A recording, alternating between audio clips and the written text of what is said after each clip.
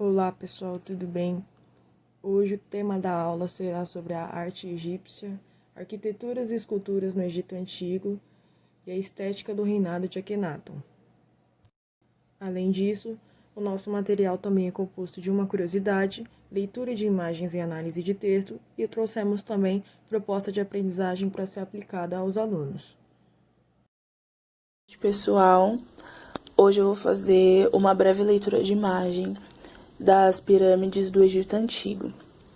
Bom, essas três majestosas pirâmides, elas foram construídas como tumbas reais, que eram para os reis de Quéops, Quefre e Miquerinos, que eram pai, filho e neto. Elas foram construídas há mais de 2.000 anos atrás e resistem até hoje.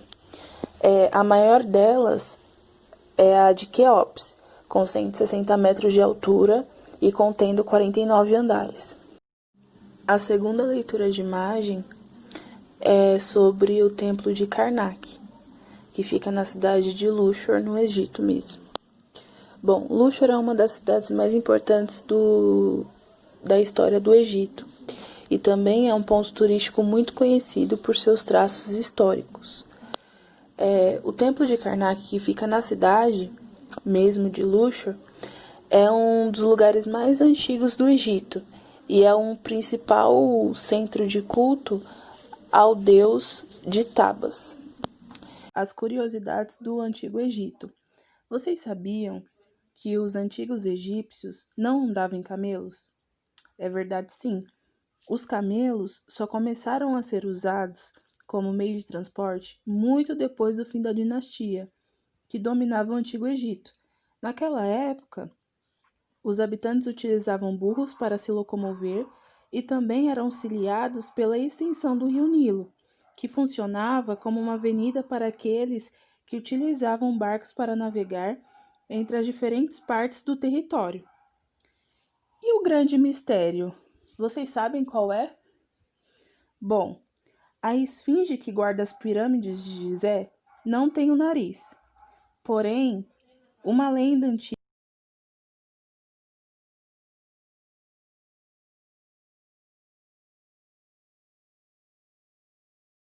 Boa noite, meu nome é Carla e eu vou apresentar sobre o faraó Akhenaton.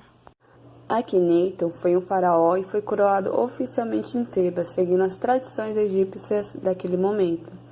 Governou em uma época favorável e a autoridade de um faraó era atribuída através do poder divino, em que exercia o sumo sacerdócio e a política interna e externa do Egito.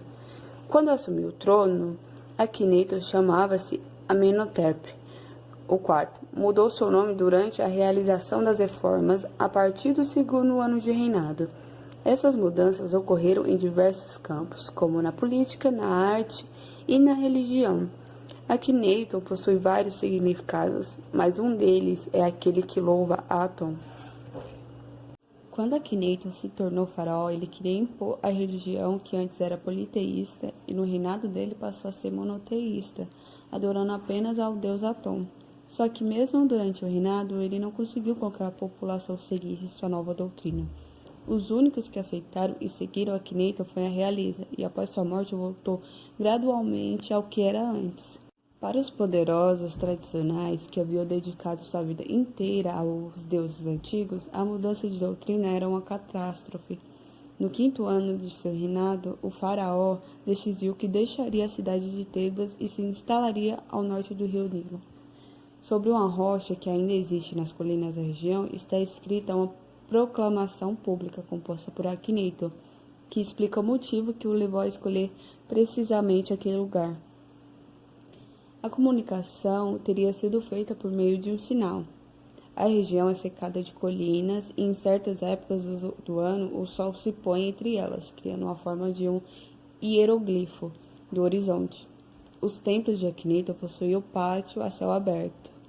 A luz do dia estava associada ao contato do Deus com os fiéis, o que é possível observar através das estrelas e representações dos templos que retratam esse culto. As pessoas comuns foram impedidas de cultuar diretamente a divindade, cabendo somente à família real a realização das oferendas para Atum e adoração por parte da população. A implantação do culto a Atum foi acompanhada de uma nova ética baseada na sinceridade e na verdade, que se projetou sobre as artes, marcando um fato na história egípcia. De acordo com o novo padrão oficial, o faraó é representado com as suas deformidades físicas, como crânio alargado, rosto protuberante, ventre sobressalente e membros magros. As linhas alargadas e a massa protuberante, as orelhas grandes, os olhos rasgados e a boca de lábios grossos lhe conferem uma identidade que a arte egípcia havia perdido desde a orientação realista dos tempos do Império Antigo. Olá, meu nome é Hannah e eu estou apresentando a proposta de atividade didática. A primeira proposta que a gente pensou foi descrever o nosso querido Egito, o rei faraó. Descrevemos de como ele seria, para eles pensarem como ele é. Aí usar a sua própria criatividade e imaginação nessa tabela branca que a gente deixou de espaço para ele complementar a atividade. Do lado a gente ensinou como fazer a massa de papel machê. Todos os ingredientes estão ali para fazer passo a passo. Arquiteturas. Você sabia que, de um modo geral, as arquiteturas egípcias foram planejadas? As pirâmides, moradias, Vale dos Reis, todos esses projetos arqueológicos tinham um propósito por trás, seja ele um estoque de alimentos, cabana temporária ou um simples túmulo. Esses monumentos são capazes de influenciar uma percepção na vida das pessoas de uma determinada cultura. Aqui nós colocamos uma imagem da entrada do templo do grandioso Abu Simbel. Eu não sei se é assim que pronuncia, o professor pode até corrigir depois da nossa apresentação. Pode-se notar que ela é bem bonita, não só pelo fato do efeito do sol, mas colocamos umas descrições também aqui. Aqui podemos ver também o templo de Karnak, que é mais conhecido como o Santuário de Amon. É o santuário representado pelo deus da escuridão e ele fica longe de olhares comuns. E isso, pelo que pesquisamos, desperta a curiosidade das pessoas. O Templo de Amon é um obelisco, que é a pedra hololítica vertical, com 27 metros de altura e 340 toneladas de peso. O Templo de Edifu é conhecido como o Templo de Horus, por ser um monumento dedicado ao deus Horus. As gravuras nas paredes relatam a história mitológica do deus, rituais e oferendas, sempre representando seus deuses na luta contra os seus inimigos. Imagina um estádio de futebol. Vou dar um exemplo. O estádio do Corinthians tem 46 metros de altura. E o templo de Edifu, ele tem 36 metros de altura. Então, ele é quase do tamanho de um estádio de futebol.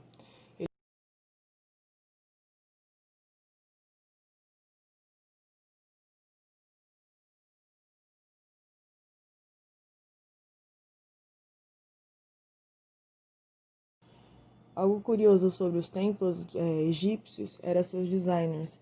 De uma forma geral, eles eram inspirados pela natureza. O exemplo maior é a coluna egípcia típica do Templo de Horus, em Edifu. Essa é a coluna do lado de fora.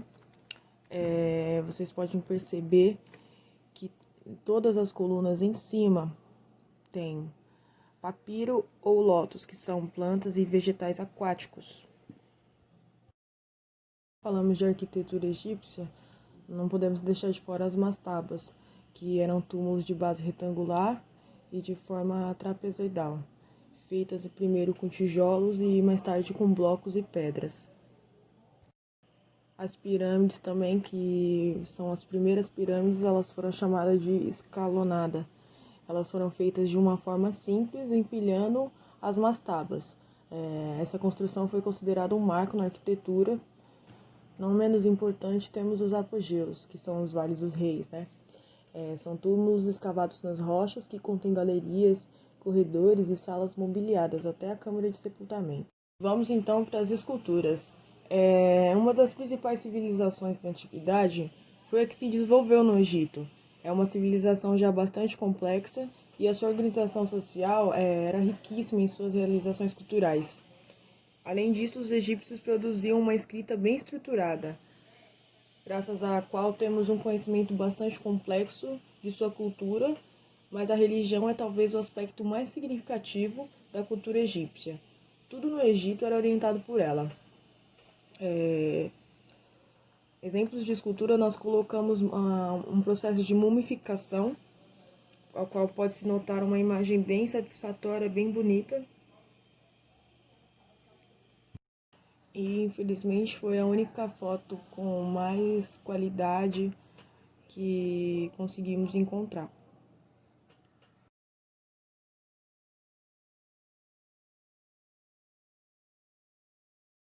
Uma informação bem bacana é que, além deles crerem em deuses que poderiam interferir na história humana, os egípcios eles acreditavam na vida após a morte.